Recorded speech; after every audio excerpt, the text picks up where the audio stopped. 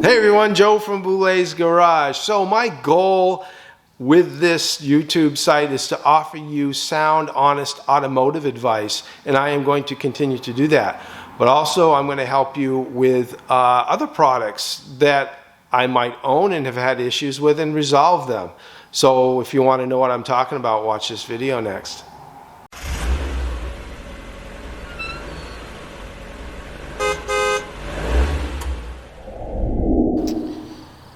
Hey everyone, Joe here from Boulet's Garage. That's right, Boulet's Garage. And when I started my YouTube channel, most of what I do is automotive advice.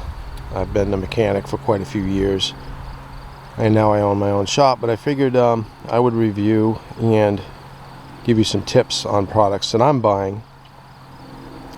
Now, if you've ever thought about getting an electric bike, I highly recommend it. Now, I'm not in the best of shape, and I'm slowly getting back into shape, and this bike is certainly helping me with that. You know, you've approached a hill on a bike and you just can't you don't think you're gonna make it, and you would just like an extra push. This bike will do it for you. Now, I got this bike August 3rd 2020, and I have about 198 miles on it, and I added some accessories to it. And the first one I added to was this Medicus seat. It's much more comfortable, actually a breathable seat as well. And I added this little bag here. It's handy to carry stuff in. I swapped over my bike rack from my other mountain bike, and that's working pretty good. I added these fenders. I got these right from Ecotric the same time I bought the bike. They're functional, and they, I think, make the bike look pretty cool. You know, when I would ride the bike, I found my hands were going numb on me, and it's part of my profession over the years. I got a fair amount of carpal tunnel, and I added this extender here, which is a night and day difference to get your body ergonomically set up right. So yeah, I got just about 200 miles on it. I'll have over that today to go for a bike ride.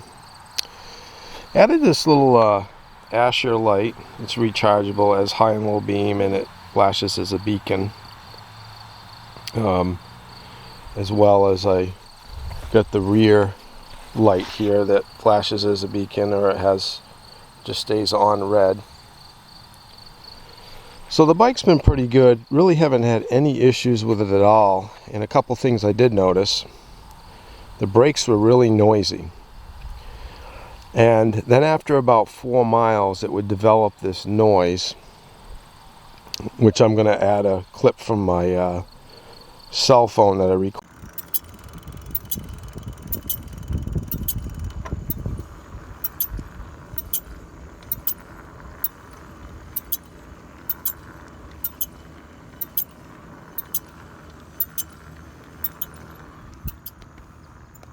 After about four miles, it would start with this noise that was like a chafing noise, and I couldn't really pinpoint where it was coming from, the front or the rear.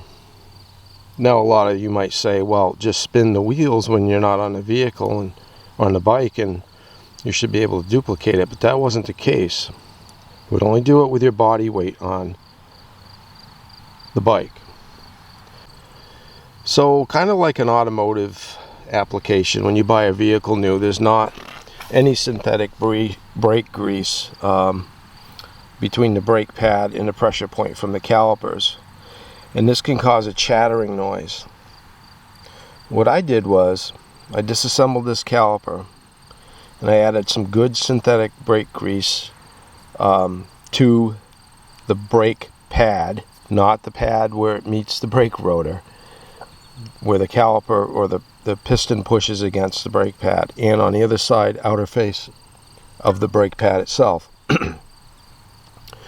I noticed that a lot of the chattering noise, now after I did that, the noise was different.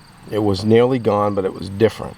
And I also found that in this brake caliper, these mounting bolts for the caliper are kind of oblong, and there's an adjustment to that. What I found is there was some run out in this brake rotor, very slight, causing the caliper to kind of oscillate or chatter a little bit. So with that and servicing the brake pads, not only is that noise gone, but when I apply the brakes, it's like 95% eliminated. You know, I took the brake caliper apart on the front as well, real simple to do. Basically you pull this cotter pin out, and be careful that you don't lose the cotter pin or the little return spring that's right in here. And then you pull these Allen head bolts out, and that will get you the brake pads out. So again, you do not put brake grease on the brake pad lining surface at all. You don't want to get any on there at all. But yeah, I can't say enough good things about this bike. I really love it. Sometimes I wish it was 1,000 watt. It's 500 watt, but you know what? I don't want it doing all the work for me, you know. But I hope you've enjoyed this video, and if you get one of these bikes, I know for a fact that you will enjoy it. I certainly am, and I'm about to go out on a bike ride right after I shoot this video. Hey, until next time, like and subscribe to my channel, and I will have a lot of stuff out there for you. Any of you folks need automotive advice, please tune in, check it out.